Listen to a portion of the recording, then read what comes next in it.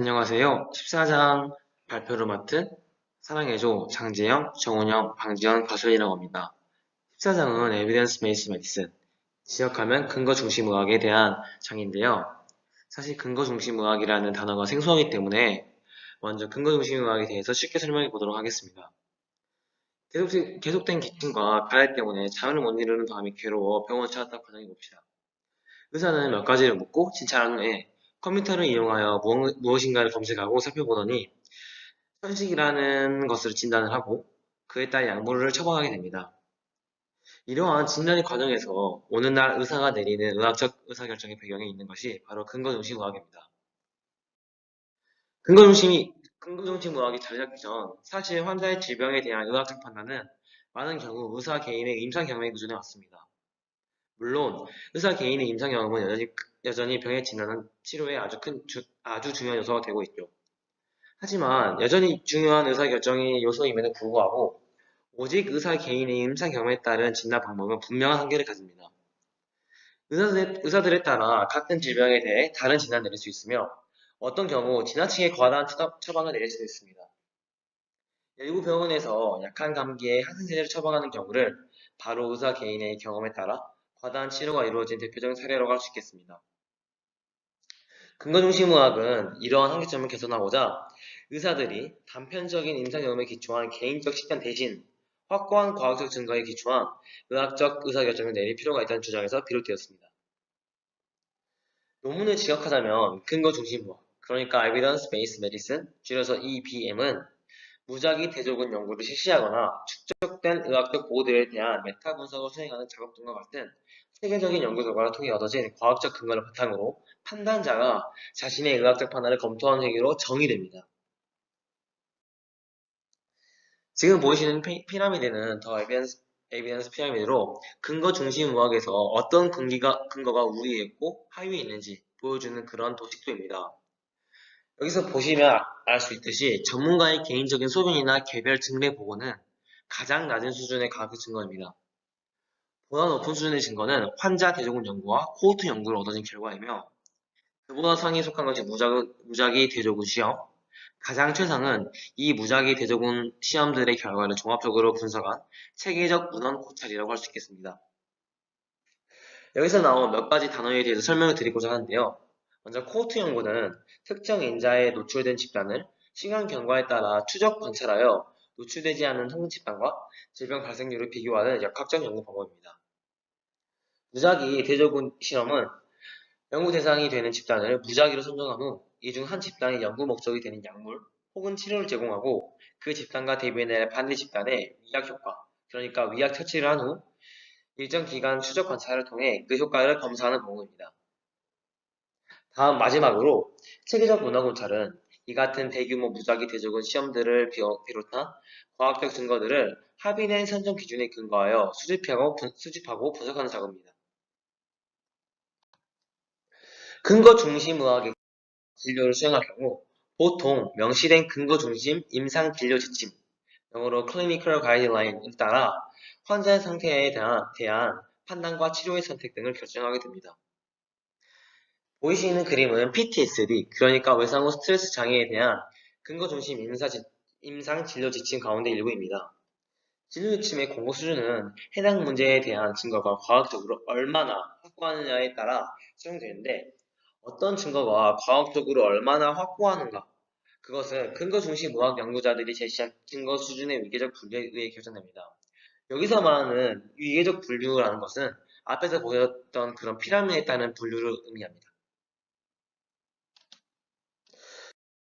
그리고 이러한 근거 중심 의학을 접목시키기 위해 한국 의료계는 2000년대 초반부터 한국보건의료연구원에서 근거 중심 의학과 관련된 연구들을 수행하여 이에 기초한 진료 지침들을 만들었습니다.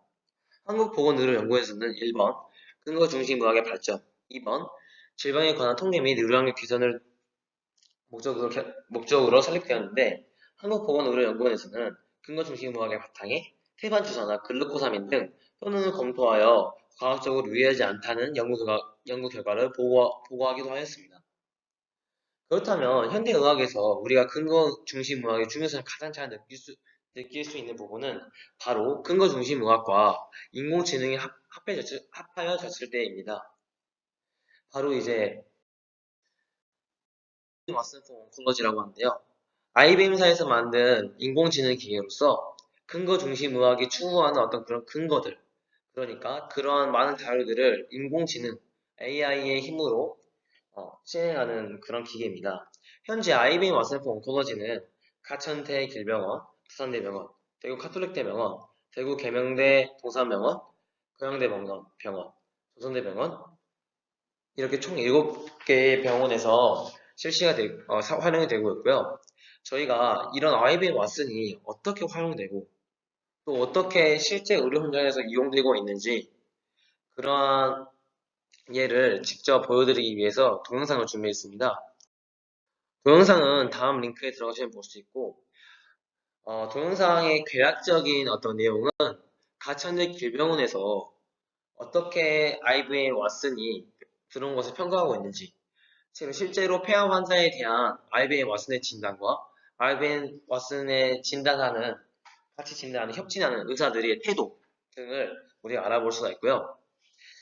그리고 왓슨폰 온콜로지는 암 진단 및 치료를 돕는 인공지능 소프트웨어로 앞서 말씀드렸는데요. 데이터베이스가 종양학과 관련된 전문 지식, 그리고 의학학 수지 300개, 의학서 200개 등 총 1,500만 쪽 분량의 의료 정보가 수집되어 있어 의사가 환자의 정보를 입력하면 빅데이터를 바탕으로 가장 성공률이 높은 치료법을 제안한다고 합니다. 사실 전 세계적으로 발표되는 종합 관련 논문을 의사가 모두 확인하는 것은 불가능합니다. 따라서 왓슨폰 온콜로지를 통해 최신 의학 정보, 해외 자료를 수집해 치료를 높일 수 있을 것으로 기대됩니다. 다만 이렇게 장점이 있듯이 단점도 분명 존재하는데요. 왓슨을 따랐다가 발생하는 의료사고의 책임은 과연 누구한테 물을 것인가? 두 번째, 의료활동 중 발생하는 변수에 대해서 대처하기 매우 힘들다. 세 번째, 체력, 경제적 고려 없이 기회적으로 처방할 수가 있다. 네 번째, 아직 상용화된 지 얼마 되지 않아 국내 환자들의 데이터가 부족하다. 마지막으로 미국 프로그램이기에 한국 형식과 조금 차이가 있다는 점입니다. 지금까지 저희 14장 에비던스 베이스 메디슨에 관해서 설명을 드렸고요. 저희가 만든 문제 5문제를 풀어보시도록 하겠습니다. 먼저 근거 중심 의학은 의사의 임상 경험이 중요한 요소로 작용됩니다. 네, 맞는 설명입니다. 근거 중심 의학은 의사의 임상 경험의 한계점으로 등장하게 되었지만 여전히 의사의 임상 경험은 중요한 요소로 작용됩니다. 코호트 연구는 연구 대상이 되는 집단을 무작위로 선정한 후 이 중 한 집단의 연구 목적이 되는 약물 혹은 치료를 제공하고 그 집단과 대비될 반대 집단의 유약 조치를 한 후 일정 기간 추적 관찰을 통해 그 효과를 검사하는 방법이다. 네, 틀린 설명입니다. 다음 설명은 코호트 연구가 아니라 무작위 대조군 실험이라고 할 수 있고요. 무작위 대조군 실험에서는 위약 처치를 한 후에 일정 기간 추적 관찰을 통해 그 효과를 검사하는 방법을 이용하고 있습니다. 세 번째, 진로 시스템의 공고 수준은 해당 문제에 대한 증거가 과학적으로 얼마나 확고하느냐에 따라 설정되는데 어떤 증거가 과학적으로 얼마나 확고한가는 근거 중심 의학 연구자들이 제시한 증거 수준의 위계적 분류에 의해 결정된다. 네, 맞는 이야기입니다. 여기서 말한 증거 수준의 위계적 분류는 아까 보신 피라미드와 동일한 것이고요. 그 피라미드에 따라서 진료 지침 공고 수준은 정해지게 됩니다.